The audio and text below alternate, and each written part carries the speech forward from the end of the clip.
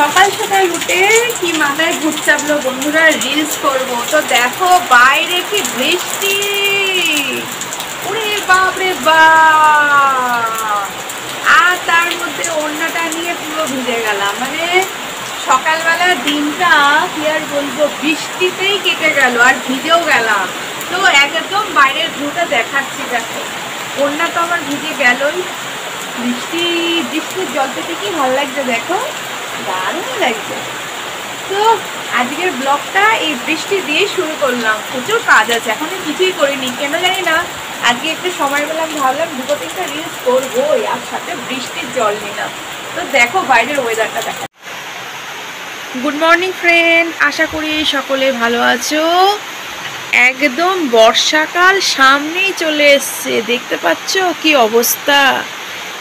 ঘুম থেকে উঠলাম, বুঝতে পারলে তো। ঘুম থেকে ওঠার পর দেখছি বাবা বা কি সুন্দর বৃষ্টি। দেখো পুরো চারদিকে ঝমঝমিয়ে বৃষ্টি হচ্ছে, মুষলধারে বৃষ্টি হচ্ছে। মানে বর্ষাকালটা পুরোই চলে আসলো।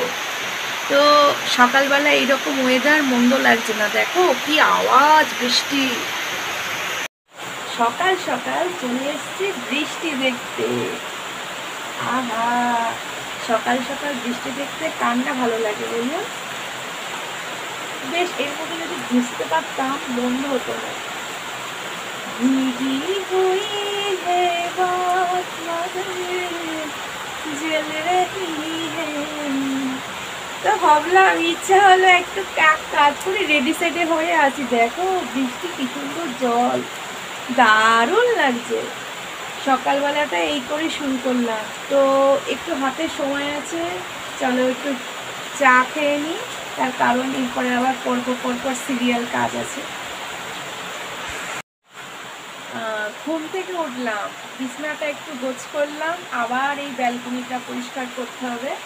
তো ভাবলাম একটু রেডি হয়ে আসি তোমাদের কাছে এই মনোরম বর্ষাকালের বৃষ্টিময় সকালের সাথে। আর আমি সকলকে সুদেশনা লাইফস্টাইল ব্লগে জানাই স্বাগত। দেখতে পাচ্ছ বন্ধুরা, দেখো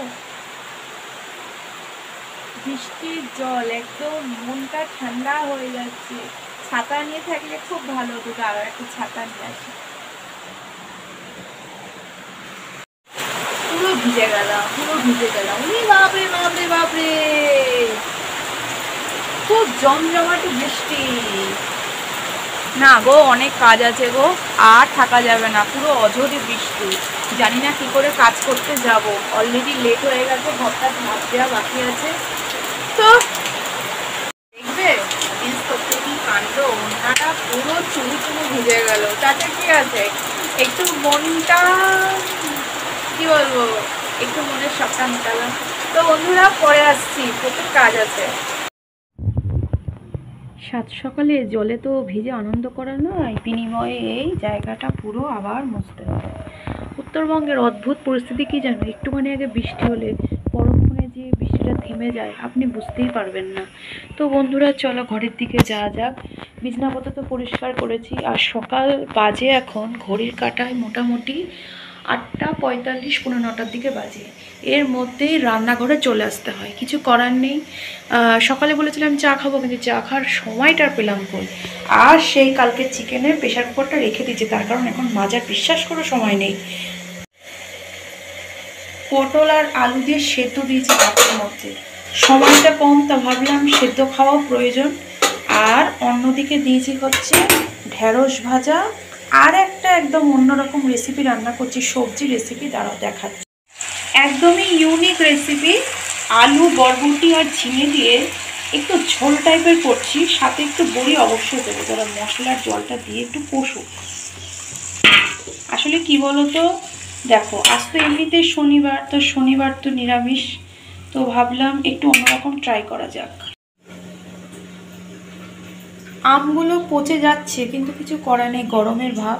তো একটা বিষয় কি, যখন আমি ঠাকুর পুজো করি না, তো ঠাকুর পুজো করার পর আমি মেনলি করি, কেউ করে কি করে না জানি না। তোমার ঘটনাটা কি হয় বলছি। ধরুন ঠাকুরকে যা নিবেদন করি, সে মিষ্টি হোক ফল হোক, সেইটাই আমি টিফিন হিসেবে গ্রহণ করি। তো লিচু নিয়েছি আর আম নিয়েছি, তা ভাবলাম আগে কি করতাম জানো তো, রুটি করতাম, রুটি তরকারি করতাম। কিন্তু এখন রুটি তরকারি করার না অতটা সময় হয় না, বলতে রান্না করতে এমনি খুন্তি নাড়ার ফলে না পিঠে হাতে একটু পেন হয়। তো সেই জন্য সকালবেলা তাড়াহুড়োতে জাস্ট এইটুকু টিফিন নিয়ে নিই। আর বাইরের ওয়েদারটা, বৃষ্টিটা থেমেছে, আকাশটা একটু পরিষ্কার লাগছে, ঠিক নেই আবার যে কখন বৃষ্টি নামবে বোঝা বড় দায়। সাত সকালে বৃষ্টিতে ভিজিয়ে দিল, আবার দেখো কর করে রোদ উঠেছে, কি অদ্ভুত পরিস্থিতি। উত্তরবঙ্গ একদম বিভীষিকাময় ওয়েদার, কিছু বলার নেই। তো সবজি তরকারি ফাইনাল লুক দেখতে কিন্তু খুব একটা খারাপ হয়নি বন্ধুরা। আলু, ঝিঙে আর বরবটি আর সাথে বড়ি দিয়ে এরকম একদম নিরামিষ রেসিপি। আপনারা যদি বাড়িতে করেন নিশ্চয়ই সকলে খেয়ে অবশ্যই প্রশংসা করবে। সকালবেলা কি বৃষ্টি হলো, আর দুপুরবেলার হাল দেখছো, পুরো পরিষ্কার আকাশ, আর একটু গরমের ভাব লাগছে, মানে বৃষ্টিটা দেওয়ার ফলে গরম যেন ডাবল হচ্ছে। তো বন্ধুরা কি আর বলবো, সকালবেলা তো ভিজলাম, জানি না তার জন্য হাতে পেন হচ্ছে নাকি, এই ডান হাতটা প্রচণ্ড পরিমাণে ব্যথা হচ্ছে। তো ওয়েদারটা দেখাচ্ছি, এসির মধ্যে ছিলাম, এখন গরমের ভাব অনেকটা বেড়েছে। তো আস্তে আস্তে হাঁটছি এই রাস্তাটায়, সকালবেলা তোমাদের সাথে শেয়ার করি। তো চলো ঘরে গিয়ে বাকি কথা বলবো। সেই সকাল থেকে থাকার পর এই তোমাদের কাছে আসলাম একটু গল্প করার জন্য। এখন অনেকটা বিকেল প্রায় শেষের দিকে, কিন্তু এই ডান হাতটা এত প্রচণ্ড ব্যথা করছে, তো ব্লগটা আর কন্টিনিউ করবো না। সকালে যে রান্নাবান্না করেছিলাম সেখান থেকে কিছুটা এখন বিকেলবেলার জন্য একটু কিছু খাওয়া দাওয়া করে তারপর সন্ধ্যাবেলা দেখি কী করা যেতে পারে। তো যাই হোক, আজকে ব্লগটা বেশি কন্টিনিউ করতে পারছি না, কারণ এই হাতটা জানি না ঠান্ডা গরম লেগেছে হয়তো, কেউ কেউ বললে একটু গরম ঠান্ডা জল শ্যাক করে দিলে কমবে। তো যাই হোক, সমস্ত কিছু মিলিয়ে মিশিয়ে আজকের ব্লগটা। তো বন্ধুরা যদি ব্লগটা ভালো লেগে থাকে প্লিজ লাইক কমেন্ট সাবস্ক্রাইব করে পাশে থেকো।